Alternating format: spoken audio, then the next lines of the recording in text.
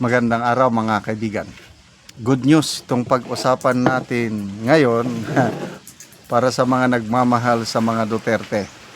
Maligaya na naman ito si Tatay Digong, BP Sara, mga magkakapatid na Duterte dahil nangingibabaw talaga ang Davao. Samantalang ang administrasyong Marcos mamamatay sa inggit.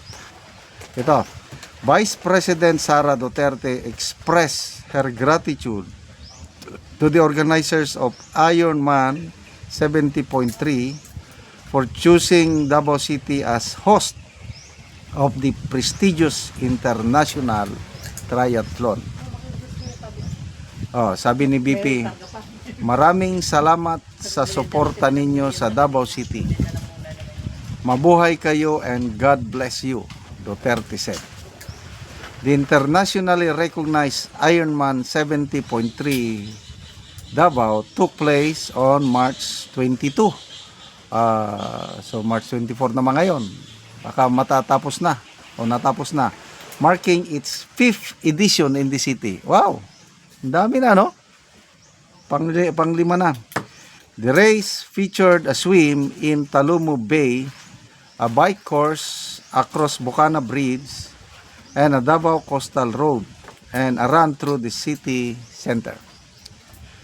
Part of the global Ironman series, the event drew thousands of participants and visitors from around the world, boosting tourism and local economic activity. The event highlighted Davao City's strong governance, reliable infrastructure, and capability to safely stage large-scale international events. Wow! Panglima na. Kasi ang Ironman talagang namomonitor ko ito, ginaganap sa mga big cities sa buong mundo. Yung kilalang kilala sa pagiging tahimik, disiplinado, malinis, and the like, ano? So for Davao City, na panglima na ito na pag-host niya ng Ironman series, it speaks volumes. Kaya magpasalamat tayo sa ating Tatay Digong, yung siyang nagsimula lahat ito sa Davao City. Pinagpatuloy ng kanyang mga anak na yan. Meron bang syudad sa Pilipinas na nag-host ng Ironman? Wala akong, correct me if I'm wrong, i-comment na lang kung meron ba. Meron ba sa Lawag City? Meron ba sa Tacloban City? Meron ba sa Naga City? Meron ba sa lugar ni Trillanes? Meron ba sa lugar ni Hontiveros? Wala. Kaya sinasabi nyo na kurakot ang mga Duterte. Incompetent o kung ano-anong paratang nyo sa mga Duterte. Look at Davao now. Sa buong bansa, halos wala nang gustong mag-invest. Ibaliktad sa Davao. Nagdadagsaan ang mga investors doon. For the first 2 months this year, if my memory serves me right, mga 6 o 5 na ambassadors ng malalaking countries ang nagpunta sa Davao, nag-courtesy call kay Mayor Baste para sa pinaigting na kalakalan, tourism, people-to-people exchange, and the like, US ambassador nagpunta, Chinese ambassador, I think Russian ambassador, India, European Union, and Ukraine. Yan, mga bigating ambassadors.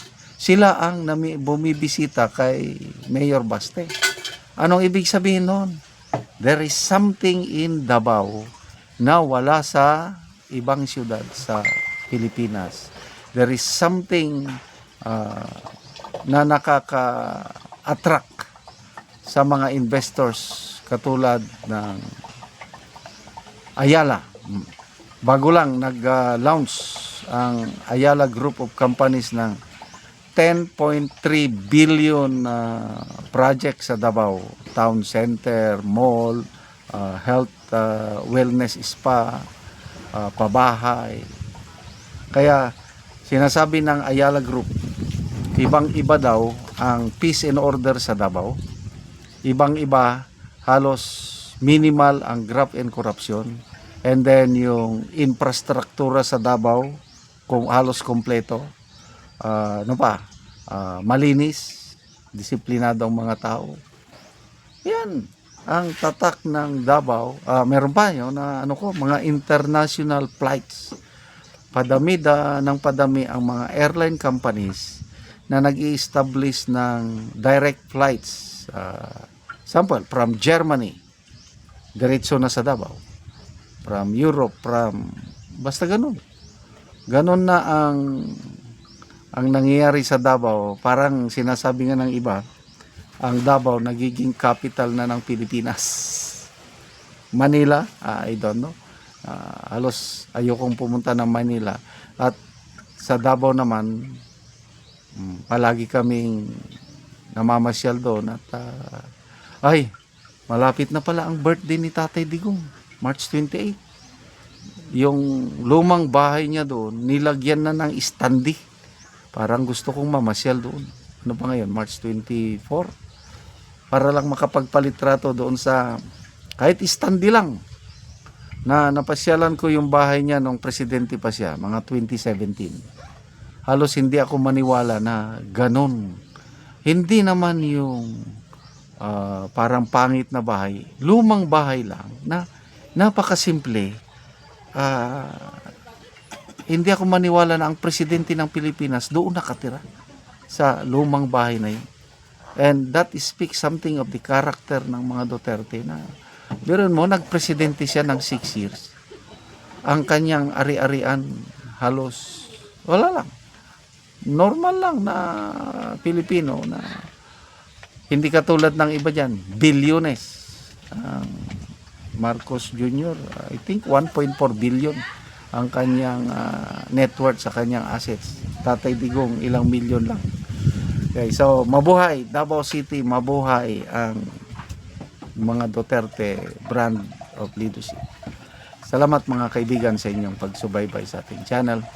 Nakakatulong kayo ng malaki sa tribong Talandig ng Bukidnon dahil ang income natin sa channel na ito is pantulong sa tribo. Namimigay tayo ng libreng yero at pako para makapagpatayo sila ng mas maayos na tirahan. Panoorin nyo ang video na ito. Karon mo na ni ang atop sa tagaan na mo yero. Mga dagko na ang buslot sa iyang balay. So kaulanan na gyud. Pambutangan ng og sisglo. Kapaliman. Pamisuran sa mga buslot.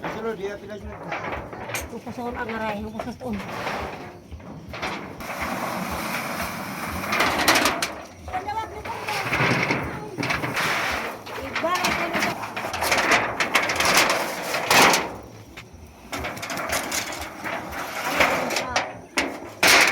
So mo na ni ang yero nga among gihatag para mapulian to ang ilang atop ng mga buslot na.